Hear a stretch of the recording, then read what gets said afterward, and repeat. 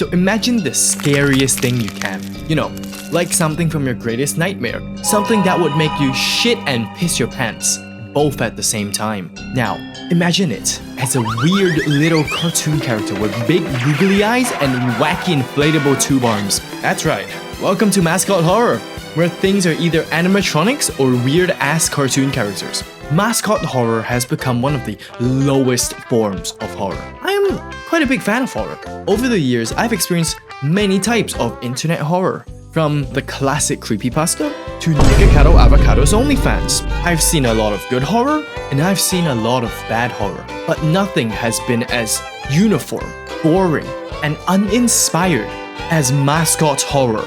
You know, Mascot horror actually started quite strong. One of the original creepypastas was technically Mascot horror. But like most things, it follows the curve, where it starts off extremely strong and then completely plateaus into a uniform mush of Fazbears and Huggy Wuggies. Normally, I wouldn't be this annoyed, but the thing is about Mascot horror is that it's not just bad, it all feels the same. George, you know what a genre is, right? Are you stupid or something? Like, having similarities is what a genre is. Yeah, of course, yes, yeah, sure. Genres share similarities, but they aren't all carbon copies of each other. I could bring up two different Mascot horror games, and the only way you'd be able to tell a difference is if you got an electron microscope to zoom in into the posters. So, as an act of protest, not really, I just want to talk about this, I'd like to bring up 3 occurrences in Mascot horror stories, and if even one of them don't show up in the next Mascot horror game, I will eat my own words. I will print out a piece of paper and I will eat it.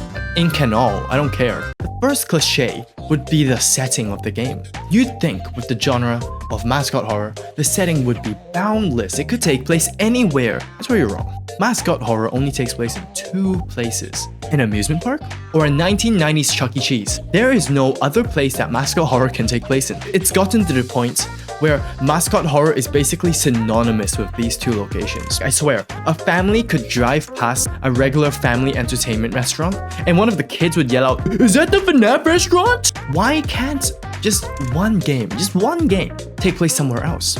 Is something stopping the creators from coming up with a 3rd setting? I don't know, maybe all the creators actually work with Valve, maybe they hate the number 3. The game could take place on the moon, it could take place underwater. The whole story can take place in my uncle's weird van. There's boundless possibilities. But no, it has to take place in 2 specific settings, an amusement park or a Chuck E. Cheese. Now, with Mascot horror, you'd think there'd be endless opportunities for the actual characters and the backstories of them. But that's where you're wrong again. Let me take you through a crash course on how to create a Mascot horror character. Well, it's quite easy. There's actually a formula to it. You see, Mascot plus trauma equals Mascot horror character. That's all there is. It's that easy. Here's an example. You guys remember that statue of Ronald McDonald that fell on that kid? So looking back on this, I was trying to search for footage of this, and it doesn't exist. So either there's some weird-ass Mandela effect shit, or I'm insane. That could have been a Mascot horror character.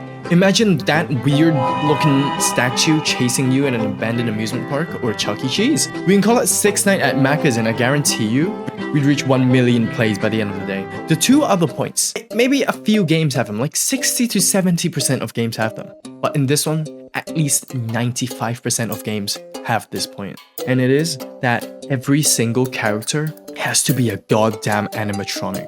I swear, 95% of Mascot horror characters are just some type of animatronic. We take Five Nights at Freddy's, right? That's an animatronic. Yeah, we take that weird Huggy Wuggy game. That's basically also an animatronic. In fact, if we go back in time, Slenderman is arguably also an animatronic. He's got weird long hands. He's got like a weird head. That's grounds for being an animatronic.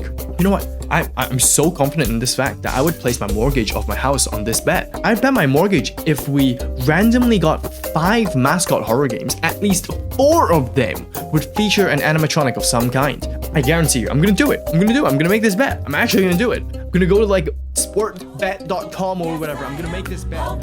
Today, take this music and use it. Let it take you away and be hopeful, and he'll make a way. I know.